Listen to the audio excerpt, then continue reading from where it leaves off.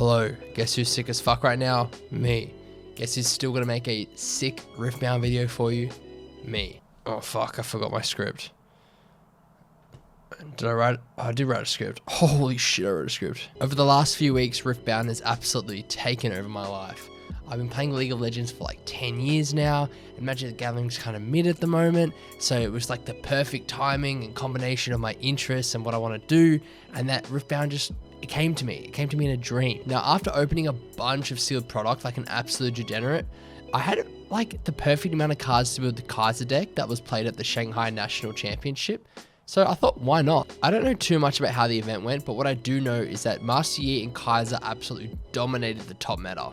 So today I wanted to share the Cassa list. I'll show the physical cards, I'll show what they look like, and I'll tell you what they do from my experience playing just friendlies and maybe at the LGS in a couple weeks. Before we get into this video, quick plug, I'm a Pumped Off Gaming affiliate. You can use my link in the description for 10% off and join my Discord if you want to chat shit, play spell table, or just talk about Riftbound. Now, at the time of making this video, this deck is easily the best deck in Riftbound. That could definitely change, and it probably will change now that the English release is out, but as of right now, this deck is so powerful. I'm super excited to see how the English release changes the meta and how people approach deck building now that most of the world has access to the game. But in the meantime, let me show you this list and why it was so powerful. For people who have played Magic the Gathering, the best way I can describe this is that it's basically like a is it deck. Yeah, it's like an is it deck. That's the way I would describe it. And funny enough, the colors are red and blue. As for our legend, we play Cassa, Daughter of the Void, who has a tap ability that can be played as a reaction. Basically, you can tap her to add any of a rune resource.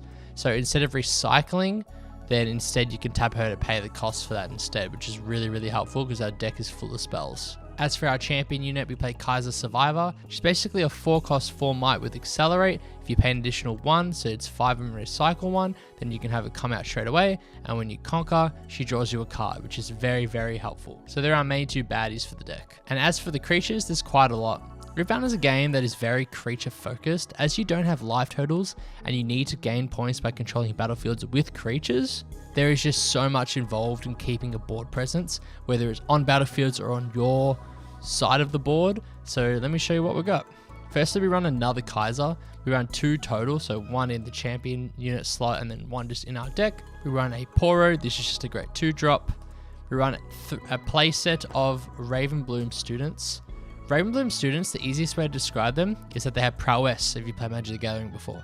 Every time you play a spell, it gets +1 might until end of turn. And these are so helpful because I'll show you the spells later. Next, we run a playset of Watchful Sentries. Basically, when they die, you draw a card, so it's just more card draw. We run a playset of Lecturing Yordles, and these have an ability that when you play it, you draw 1, and it's got tank, so it must be assigned combat damage first, so it can protect your other units. The best part about having 3 drops in the deck is that if you're not on the play, you're able to channel an additional rune as you're going second, meaning you can drop a 3-drop on turn 1, which is really interesting and helpful. Next, we've got these Noxus Hopeful. The Noxus Hopefuls are really good. They reduce their own cost by 2 when you cast another card before them. So basically, you're dropping a 4 might creature for 2, which is super helpful. As for our big beaters, we run a playset of Darius's, and Darius's ability doesn't really strike me as a Darius theme thing, but it's so good. Basically, when you cast your second spell in a turn, it gets +2 and ready.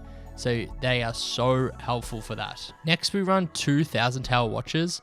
Originally, you're meant to have 3 in the deck. I've only packed 2 so far, and singles are super expensive right now, so I haven't got one. So I'll show you this one in a second. But basically, Thousand Tower Watcher is a 7 might creature for 7, and you can accelerate to pay an additional 1, and when you do, you give all enemy units -3 might to a minimum of 1. So you can't kill them, but you can make them pretty useless. Finally, this Riptide Rex honestly is pretty good. When you play it, it deals 6 damage to a unit on a battlefield, and it pretty much costs the same as these here, so yeah. That's a good fill-in for now. Next, to show you some of the spells, we run a playset of Hexray. Hexray is just a really good action spell which deals 3 damage to a unit. Because you have its 1 and a recycle 1 here, basically all you need to do is tap 1, and then Cassa will help you pay for its recycle costs, so that's super helpful. And you can see here, it's got 1 recycle.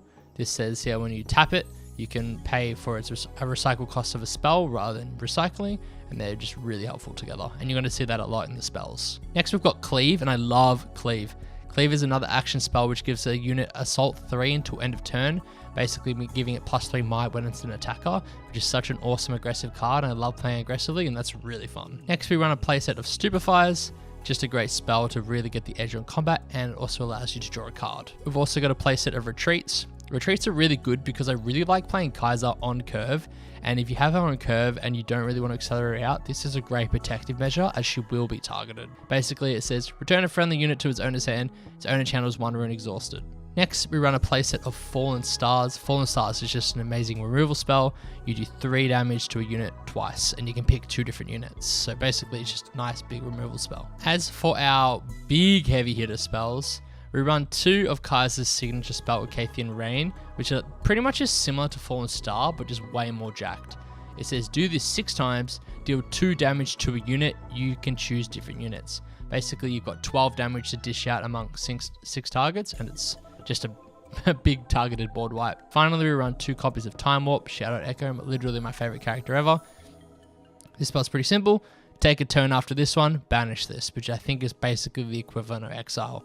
But basically, this card just gives you an extra turn, so it's just a great game winner, especially if you're controlling 2 battlefields and your opponents think you have another turn, then bang, you play this, then you get your own extra turn, you win the game on the spot. It's really, really cool. As for the sideboard, there's a few cards here. We run 2 different smoke screens to be more protective. We run 2 different Void Seekers. We run Thermo Beams just for anyone who's playing gears that are really pesky. Progress Day for more grindy matchups. And then a Mega Mech. To show you the battlefields, these are the 3 here. So we've got Starstrip Peak. When you hold here, you may channel 1 rune exhausted. Next, we've got the Dreaming Tree. The first time you would choose a friendly unit with a spell here, each turn, draw a card. And then finally, we've got Grove of the God Willow, which basically says every time you hold here, you draw a card. And then really quickly, these are the runes. I believe we play 5 blues and 7 reds, but I will count them right now. 1, 2, 3, 4, 5 blue. 1, 2, 3, 4, 5, 6, 7 reds. So yeah, those are our runes. And yeah, overall, that's the Kaiser deck. It's really strong, really powerful. I feel like you always have something to do in the game. It's really reactionary, but I feel like I can also play aggressively, and I just think that it's really fun to understand why it's the best deck in the format right now. But by the time this video goes out, I know the English release will already be out fully, and by then I'm sure there'll be other people playing different things, but I guess we'll wait and see. Overall, thank you so much for watching. I'm really excited to test this deck out, the LGS, hopefully before the meta shifts to something else that entirely counters this deck. But as of right now, I'm just happy to have it in physical paper. If you like this video, I'm really thinking about posting more Riftbound content. If you're here for the Magic the Gathering stuff, don't worry, there's plenty of Magic stuff coming too. And other than that, I'll see you in the next one. Peace.